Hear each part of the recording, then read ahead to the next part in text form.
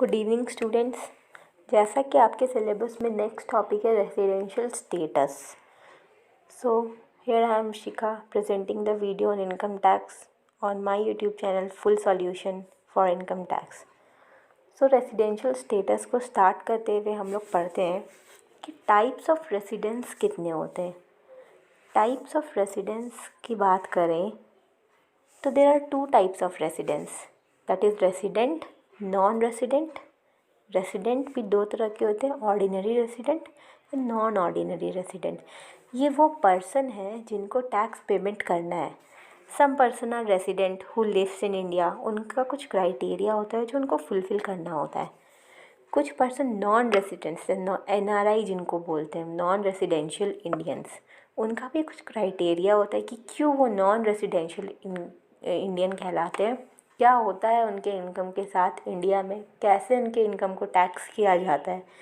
उसी तरह से ऑर्डिनरी रेसिडेंस के भी कुछ रूल्स है कि इनके इनकम को कैसे टैक्स करेंगे, और नॉन ऑर्डिनरी रेसिडेंस के भी कुछ रूल है कि इन लोगों के इनकम को अलग अलग क्या क्या रूल सर्टिफाई किए गए गवर्नमेंट के थ्रू कि हम इनके इनकम को कैसे टैक्स करेंगे। Okay, so will study one by one. One thing is important over here, that the term residential status has been coined under the income tax law of India and must not be confused with an individual citizenship in India। जो income tax के अंदर resident, non resident, ordinary resident, ये सारे जो terms है ये Indian citizenship के साथ कंफ्यूज नहीं करने हैं, ये टोटली डिफरेंट है। जो इंडिया में नॉन रेसिडेंट है या इंडिया में रेसिडेंट है, दैट डज़ नॉट मीन कि वो इंडिया का सिटीज़न है कि नहीं है, ये एकदम अलग है। कोई पर्सन अगर इंडिया का रेसिडेंट है इनकम टैक्स के प्रोस्पेक्टिव से, तो ये ज़रूरी नहीं है कि वो इंडिया का सिटीज़न हो। कोई बाहर का पर्सन जो ब्रिटेन का सिटीज़न है या अमेरिका का सिटीज़न है, वो भी इंडिया में आके फर्म खोल के कोई बिज़नेस स्टार्ट करके यहाँ पे कमा सकता है और यहाँ की गवर्नमेंट को टैक्स दे सकता है। तो वो रेसिडेंट तो हो गया यहाँ का, पर the person is not the citizen of India. पर वो पर्सन अभी भी सिटीजन अमेरिका का ही है। बस ये है कि वो उसने कोई फर्म इंडिया में खोला है और वो इंडिया में टैक्स पेमेंट कर रहा है। So citizenship and residentialship is very different thing. Okay, so let us determine the residents income tax. अब जो पर्सन इंडिया में रेसिडेंट होगा वो टैक्स पेमेंट करेगा। इसको डिसाइड करने के लिए कि कौन रेसिडेंट है इंडिया का, कुछ रूल्स हैं। पहला रूल इसमें ये है, fourth C, stay in India for a year is 182 days और मोर। यहाँ पे उसे 182 डेज़ इंडिया में रहना है। तब वो रेसिडेंट कहलाएगा जब वो दो कंडीशन में से किसी एक को फुलफ़िल करेगा। एक बार आप लोग यहाँ पे गौर करिए, यहाँ पे वर्ड और है। ये और जो वर्ड है ये बहुत इम्पॉर्टेंट है। Condition number 1 and condition number 2 में से किसी एक को ही फुलफ़िल करना है इंडिया में रेसिडेंट बनने के लिए। ये और का मतलब ही है कि कोई एक कंडीशन, पहली कंडीशन है कि उसे 182 डेज़ इंडिया में रहना है एक ईयर में, 182 डेज़ और more. Next condition is stay in India for immediately 4 preceding year is 365 days और मोर एंड 60 डेज़ और more in the relevant financial year. इसको समझने के लिए हम लोग ये करते हैं, हम लोग अब जो भी पढ़ेंगे ना उसका फिनेंशियल ईयर और असेसमेंट ईयर डिसाइड कर लेते हैं।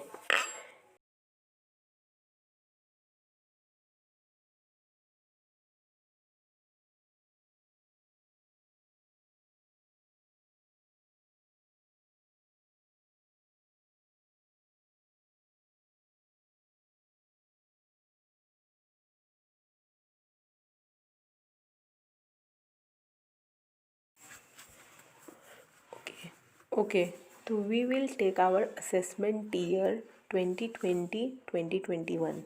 मतलब हमारा असेसमेंट ईयर जो होगा वो 1 अप्रैल 2020 से लेकर के 31 मार्च 2021 होगा। ये हमारा असेसमेंट ईयर है, ओके। और इसमें जो हम टैक्स कंप्यूट करेंगे वो किस फाइनेंशियल के ईयर के लिए करेंगे, तो वो हम लोग करेंगे 1 अप्रैल 2019 से 31 मार्च 2020 के लिए। ये हमारा हो गया फाइनेंशियल ईयर, ठीक है। और वो जो हमारा इसके बाद वाला ईयर है वो असेसमेंट ईयर होगा, जिसमें हम लोग टैक्स कैलकुलेट करेंगे। उसके हिसाब से इसकी जो सेकंड कंडीशन है वो ये है कि stay in India for 4 preceding years. Preceding that means assessment year के पहले वाले साल। असेसमेंट ईयर जो, जैसे कि असेसमेंट ईयर हमारा 2020-2021 है, तो 4 साल कौन सा 4 साल, 2019-20 के पहले के 4 ईयर्स, ठीक है। और 60 डेज और more in the relevant financial year. जो फाइनेंशियल ईयर है हमारा 2019-20, उसमें 60 दिन, उस साल में 60 दिन उसे इंडिया में रहना है, तब जाके वो रेसिडेंट होगा इंडिया का। इसको तो आपको याद कर लेना है, क्योंकि ये रेसिडेंट का रूल है। अगर ये रूल फॉलो होता है तो उस पर्सन की इनकम कंप्यूट होगी और उस पे रेसिडेंट के अकॉर्डिंग टैक्स लाइबिलिटी बनेगी, ओके। जो मेन क्राइटेरिया थी रेसिडेंट की वो तो फुलफ़िल हो गई, पर अब जो एडिशनल क्राइटेरिया है जिसके अकॉर्डिंग रेसिडेंट ऑर्डिनरी रेसिडेंट है कि नहीं ये डिसाइड होगा। इसमें पहला क्राइटेरिया है has been a resident of India in at least 2 out of 10 year immediately previous year. Immediately previous means कि जो आपका 2019-2020 प्रीवियस ईयर है उसमें उसके पहले जितने 10 साल हुए हैं, दैट इज़ 2009 से स्टार्ट करते हुए 2019 को अगर हम लोग देखेंगे तो 10 साल पूरे हो जाते। उन 10 सालों में कम से कम 2 साल उसे इंडिया में रहना है। किसी भी 2 साल रहे कोई दिक्कत नहीं, पर उसे इंडिया में रहना है तो वो ऑर्डिनरी रेसिडेंट होगा। और यहाँ पे ये ओ आर और वाला नहीं है, एंड वाला और है। And has stayed in India for at least 730 days in 7 immediately preceding year. That mean कि 2019 से लेकर के 2020 के पहले जो 7 साल आते हैं उसमें उस इंसान को 730 दिन इंडिया में रहना होगा। तो जो पहली 2 कंडीशंस थी वो 182 डेज़ वाली, और उसके बाद वाली जो कंडीशन 2 थी वो उन दोनों में से किसी एक कंडीशन को फुलफ़िल करना है।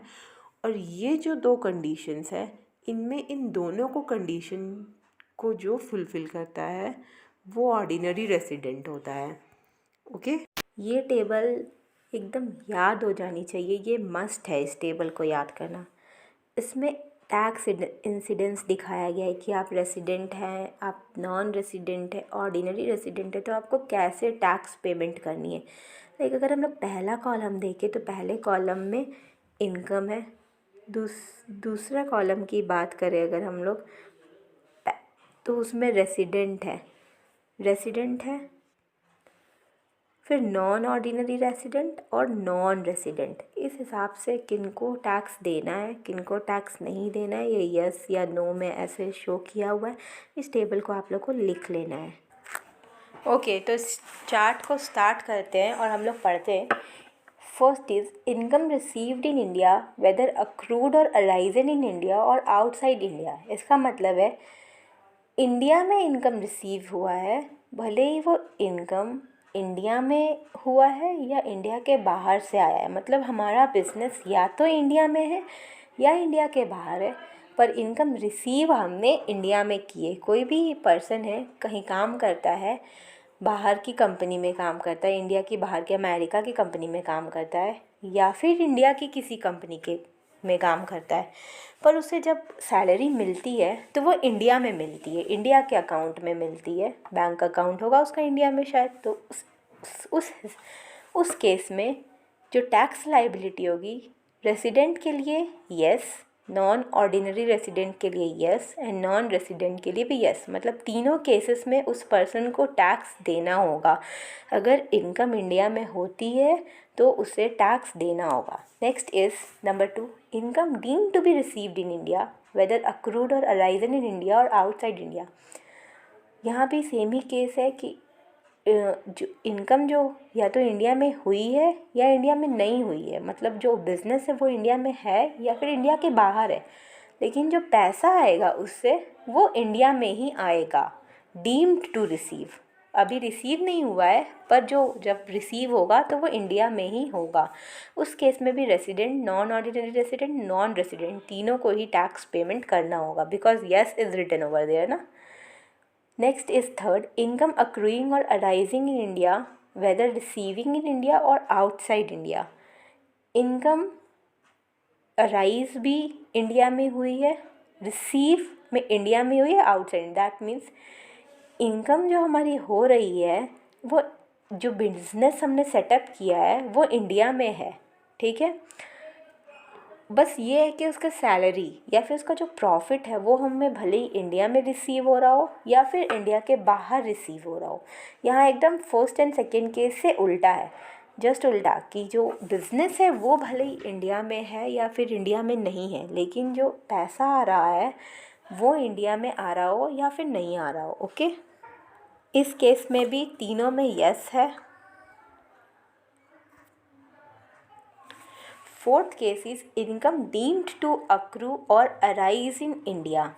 जो हमारी इनकम है वो जब भी होगी इन फ्यूचर या हो चुकी है या होगी, ओके, वो इंडिया से होगी, भले ही हमें रिसीव इंडिया में हो रही हो या इंडिया के बाहर। यानी कि जो हमारा बिज़नेस है वो इंडिया में है, भले ही उसका प्रॉफिट हमें इंडिया से मिल रहा हो या फिर इंडिया के बाहर। जो भी पर्सन है जो टैक्स पेमेंट करने वाला है वो इंडिया में कमा रहा है, इंडिया में काम कर रहा है, लेकिन उसकी सैलरी या तो इंडिया में रिसीव होगी या इंडिया के बाहर रिसीव होगी, तो भी तीनों केसेस में यस होगा, उसे टैक्स पेमेंट करना होगा। Next is income received and accrued और arisen outside India from a business controlled in और a profession setup in India.